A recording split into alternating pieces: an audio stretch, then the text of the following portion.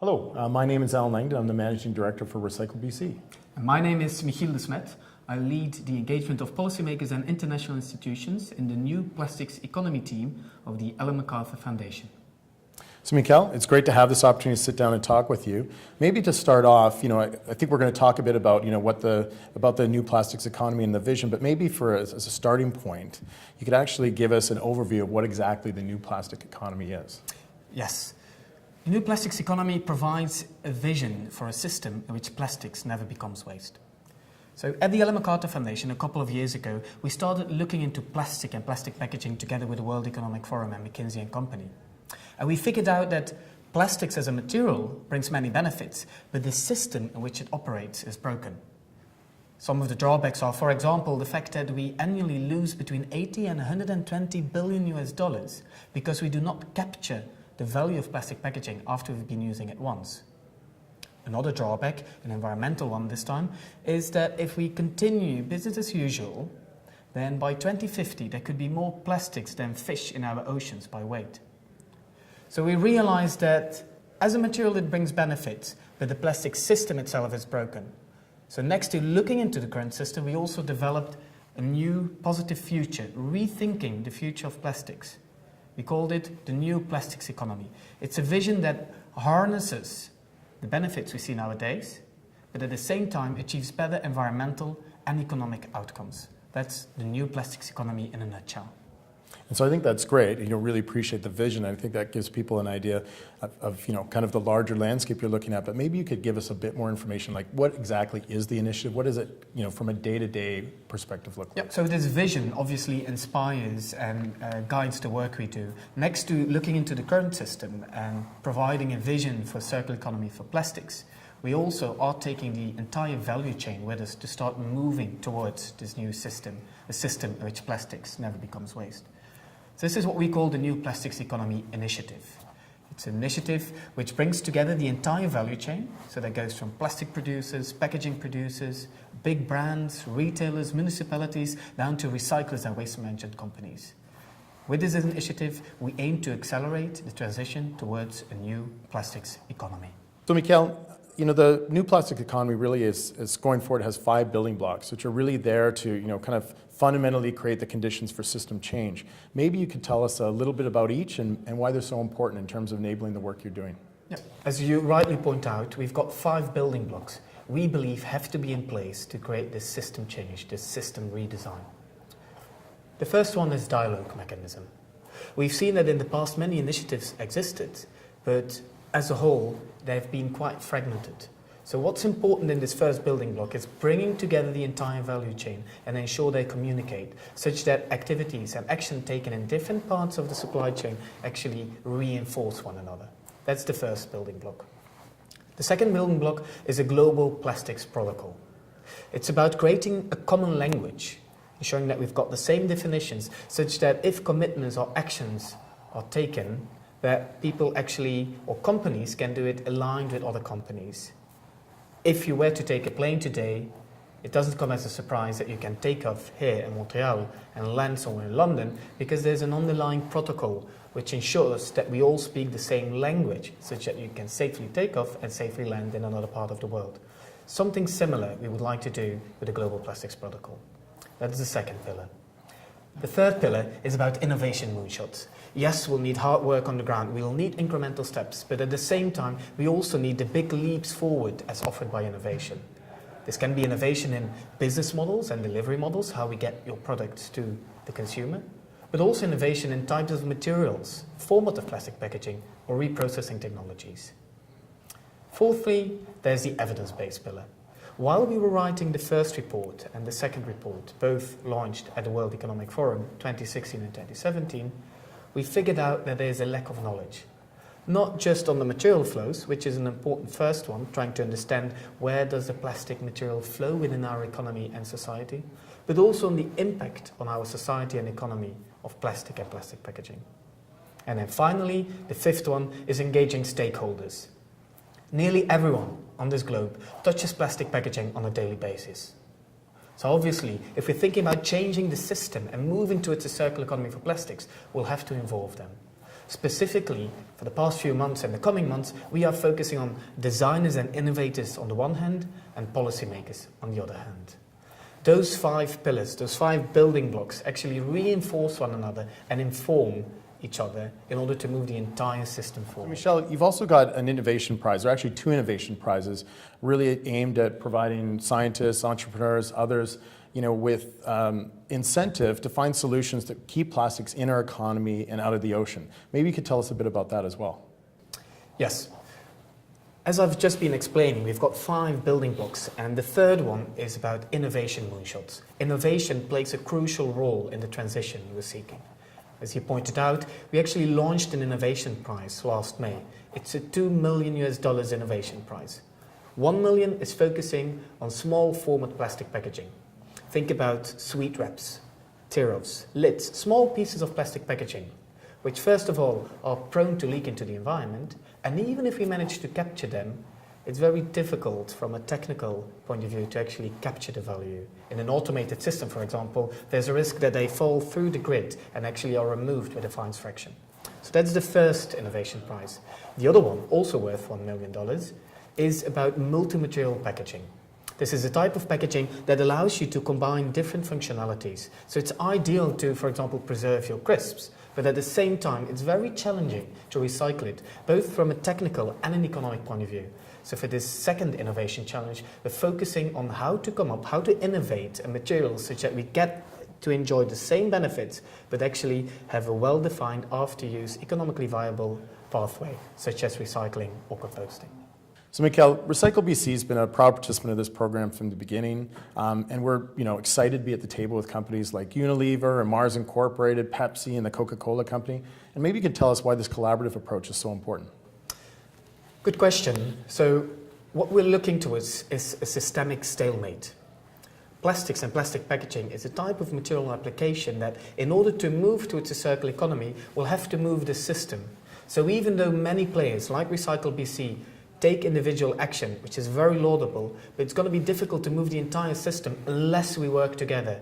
So for us, it's great to have both the plastic producers, the packaging producers, the brands, the municipalities, organizations that collect, sort, recycle plastic and plastic packaging all around the same table. Because it's only through cross-value chain collaboration, through improvements in both the upstream design of plastic packaging and the downstream collection, sorting and recycling that we can lift the entire system. And that's really one of the things that's attracted us to the initiative. We can do what we want, or we can accomplish a lot within the context of British Columbia, but it's the opportunity to engage with parties outside British Columbia, large companies, to really be involved in a kind of global situation for something that's really near and dear to the hearts of British Columbians. As a coastal community, our people are very concerned about issues like plastics in the ocean, and certainly the Pacific is one of kind of the epicenter for that issue.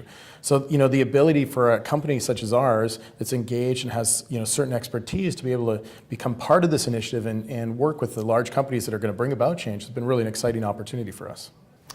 And that's great. That's part of the value the initiative aims to get at. Getting this cross-value chain collaboration, big companies on the one hand, smaller local organizations with expertise on the other hand, ensures that the solution we're moving to will work at different scales. So that's awesome. I couldn't agree more. Now, in 2017, you released your latest report, New Plastics Economy, Catalyzing Action, which really makes the case for rethinking plastics, particularly plastic packaging. Could you maybe give us a couple highlights from this report and what people in the public or in stakeholders could take away from it? I think the main highlight would be that we identified 3 transition strategies that translate into a concrete action plan for the global plastic packaging value chain. By doing a segment-by-segment analysis of all plastic packaging that currently gets put onto the market, we came up with 3 transition strategies. For 30% of plastic packaging that currently get put onto the market will need fundamental redesign and innovation. We have to fundamentally rethink how we go about those applications. Some of these applications include, for example, small format plastic packaging, multi-material packaging, as we already discussed in the context of the innovation moonshots. Other applications are more about uncommon packaging materials like PVC, or packaging which is contaminated, a lot contaminated with organic waste, what we call highly nutrient contaminated. So that's 30% of the plastic packaging market. For 20%, we calculated that there's an economically attractive reuse opportunity. And that's both in a B2C setting and a B2B setting, where reuse models, whether it's reusable crates, reusable beverage containers, or even reusable film in a B2B setting, can offer a business case. And then for the remaining 50%, recycling is very attractive, assuming that we drastically improve the quality and the economics of recycling. And for that one, we actually started calculating the impact that design of plastic packaging has on the quality and the economics. Changes in terms of glues, labels, pigments, polymers combinations actually have a direct impact on this quality and economics. All of this is described within the report you said, which we launched at the World Economic Forum in 2017. I think that's so important to us. You know, we've really put a lot of time and effort in creating a system to kind of fundamentally change the way that the material is managed. But now, with the work you guys are doing, you're actually going to the other side of it and actually working with producers across the globe to see if there are changes that you can make at the design stage that will make it easier for us to manage the material on the back end. And I think that's another, really important, crucial aspect of this initiative in terms of long-term progress in managing plastic packaging. And that's exactly in the spirit of the initiative. So we truly believe that we'll need this cross-value chain collaboration to ensure that we do efforts both on the upstream design side. How do you go about designing your plastic packaging in parallel with actions on the downstream collection, sorting and recycling? It's only by having those actions being put in place at the same time that you can lift the system. Investments here only are going to generate the return you're looking for if you make equally investments here, so that you can capture the value which has been created here, but you can capture it here, and vice versa. If you invest a lot in recycling infrastructure, but the design is lagging behind or creates an ever-increasing complexity, it's going to be very difficult to capture the value here. So as you point out, it's by bringing all those players around the same table that we can lift the entire value chain. Maybe we can talk a little bit now about the Global Plastics Protocol. How do you overcome the existing fragmentation to achieve this common target, and what have been the learnings so far? So as we've seen earlier, this Global Plastics Protocol is the second pillar of the 5 building blocks we believe need to be in place to start moving the plastics economy. As I've given the example about the air traffic and how a protocol enables actual communication across the globe, or how, for example, the Internet Protocol provides the foundations to ensure that you can build websites wherever you are on the globe, but at the same time you ensure they can communicate and actually people can visit websites from the other side of the world. In a very similar spirit, the Global Plastics Protocol aims to create this common language, aims to create common definitions, such that if a company has certain targets or certain ambition to move forward, that we actually speak the same language, and that we turn this individual company action into an industry-driven move forward. I think transparency is key for us as well. I think from the start of the initiative, we've really been focused on providing residents and other stakeholders with more information about what happens to our material, because we found when we first started Recycle BC that a lot of that information wasn't available. And I think that's a real key learning point for the public and for consumers to know what happens to that material that we're putting in our blue box. What's it going to be made to in its next life? And so hearing that's a goal of the project of the new plastic economy as well, I think is really a key deliverable. Yes, and as you rightly point out, the situation here is more complex. That's also why we look at a systemic stalemate. We need this system change, and it's, again, the cross-value chain collaboration is important here. As you say, certain people with expertise upstream might talk about design in very different ways than that people would do downstream. So how can you ensure you actually connect those such that the people who design the plastic packaging here talk the same language and understand what the impact is going to be of small changes here on the quality and the economics further downstream? So with this Global Plastics Protocol, that's exactly what we're aiming for. It's creating this common language and ensure that, as they do in the air traffic communication, we can do something similar for plastic packaging, ensuring that different actors in the value chain speak the same language, such that if we take action and if we move forward, we ensure it points towards the same direction and we lift the system rather than having fragmentation going in different directions. So Mikhail, maybe you could give us an overview of what are the next steps for the new plastics economy on your ambitious journey. Maybe a couple of highlights that are going to happen over the next couple of years. So I think in terms of what's next, we can look at the 5 pillars, the 5 building blocks. First, we've got the dialogue mechanism. In order to ensure that those players, those companies and organizations actually talk, we bring them together twice a year. So obviously in terms of our next internal steps, There's a workshop next November, and then obviously in 2018. But we also work together in collaborative projects where we bring different organizations, actors from across the value chain together to work on projects towards a new plastics economy. This can be about traces and markers. This can be about sorting technology, or rather about new reprocessing technologies, or going about innovative business models. So that's something that's also very important for us. We started it a year ago. Now we actually see the first collaboration projects getting to their results. So that's one. Second one is the Global Plastics Protocol. It's still early stage, but we are in the middle of bringing together the entire value chain to think about this one. What does it mean to be recyclable? Does it mean to be technically recyclable? Or can you then recycle your packaging in an economically viable way? And does it really happen? Is it existent? And so on. These are the questions we have to ask ourselves. So that's some of the topics we're going to investigate for the Global Plastics Protocol. And I think the protocol is really important in terms of it's furthering an objective we've had as we've come into existence, is really bringing greater transparency to what actually happens with this material.